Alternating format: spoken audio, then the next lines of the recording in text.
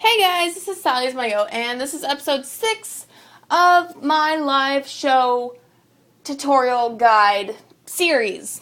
In this episode, we are going to be talking about how to choose a model's breed.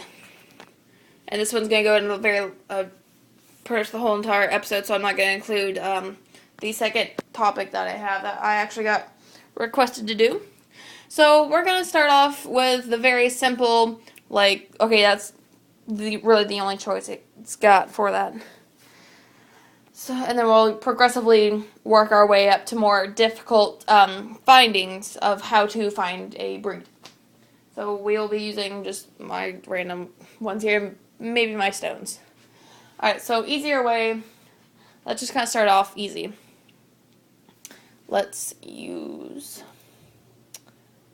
my cute little girl here. Now, she has not been shown before. So, oh man, stablemates. So, she's not been shown before. I got her at the end of my last few show, and I was unfortunately unable to show her. So, I'm going to take off the saddle. And this little girl, I had to take her home. She was so cute. So, yeah. Getting on to her breed. So she is obviously on the Western Pony mold. So she's not as big as the Western Horse, which is a tad bit bigger. Honestly, I wouldn't know a whole bunch on these two molds because this is my first one of this mold in any sense of the word. So pretty much what is going to happen is there's very little room to wiggle. Very little wiggle room for this girl's breed because she is a pony-sized Appaloosa. So you can show her easily as an Appaloosa and she'll do decently.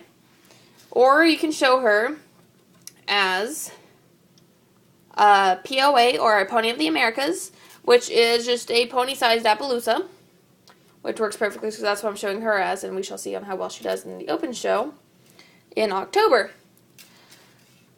And you could show her as an Appaloosa. You could, I'm going to say you could try her as an Appaloosa Sport, but I don't really think that's going to get you anywhere.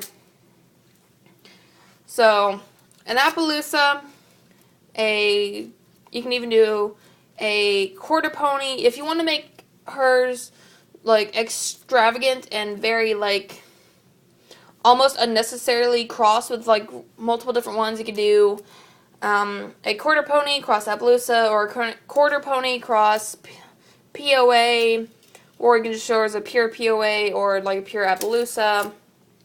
Not really a pure quarter pony because quarter ponies are just a pony-sized quarter horse, so they are pretty much exactly like a quarter horse, just smaller. And just, yeah. So that's pretty much for this girl. She's one of the easier ones that you can detect a breed for. And I want to thank J.S. Webkins for this topic, or else I would have been stuck on, what do I do now? So let's kind of kick it up a little bit as this girl. No, I don't want to use my stone. Let's use my ruffian for this. Alright, so you'd immediately think, oh, show her as a thoroughbred and she'll just do so good. Well, not really so good, but she'll do pretty decent. When I showed her at Lone Star Live, I don't remember what she got, but she did okay. She did better, I think she did better in collectability than what she did in breed. So, yeah. Then, there are many different kind of sport breeds that you can also use for this girl. I don't really want to say my breed because it's actually a really good breed and she does very well for me. Or does very well as that breed, as I've seen from others as that breed. So, pretty much on how to choose a breed, you want to look at conformation-wise.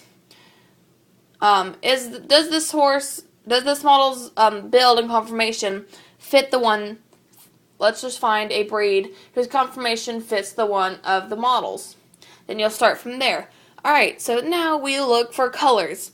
Does this model's color match the color possibilities that the horse's breed can actually accept in the registry?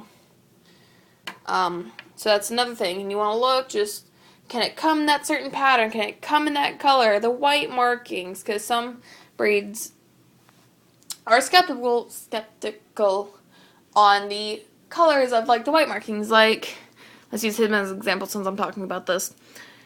He cannot really be shown as a Pintabian because he's not Tobiano.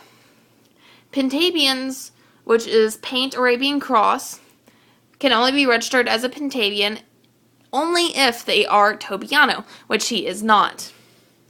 So he would not do as good as a Pintabian, which I've learned the hard way because I've been showing him as a Pintabian through youth shows, and that just he's never placed for me.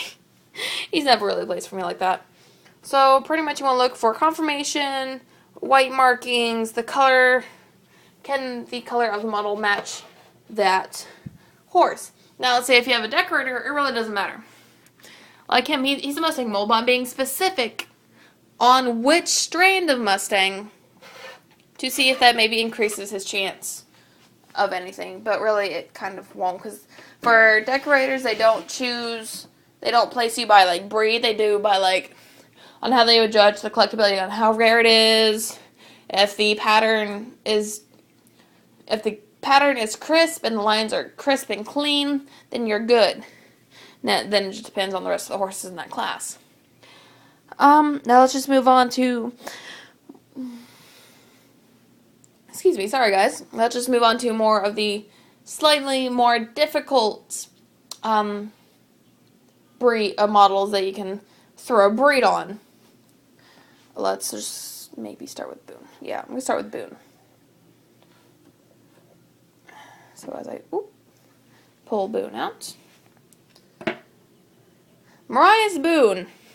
You would think, oh, put him as, Clydesdale Paint Cross. You could. Oh, wow, I actually didn't. That actually just popped into mind that I could actually probably use for the show, because I don't, I got a breed already. Because if I can't find a reference for this breed, I'm just going to probably switch to that. And we shall find out how well that works at the next show in October. So pretty much you want to just look for confirmation, and then patterns. So I tried him as a North American Spotted Draft, but he had a tad bit too much feathering for that breed. Like my Coochie, I showed her as a North American Spotted Draft for a while. Youth show she did pretty well, but open she didn't place at all.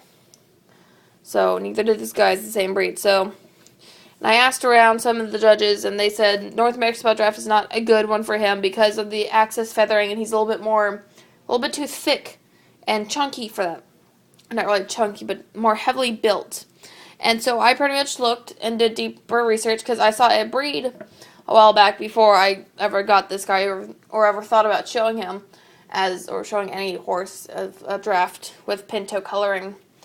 And it was a Sugarbush. Because that's just one of the pages I follow on Facebook. So I saw it. It's like, oh, that one's actually really cute. I could use that for a reference someday. I saved it, but I lost the information when I kind of had to get a new phone and everything. And just everything was gone. So I'm still trying to find like that research and everything again, so I can show him as that in October. So pretty much he's a little bit more of a difficult horse to put a breed on.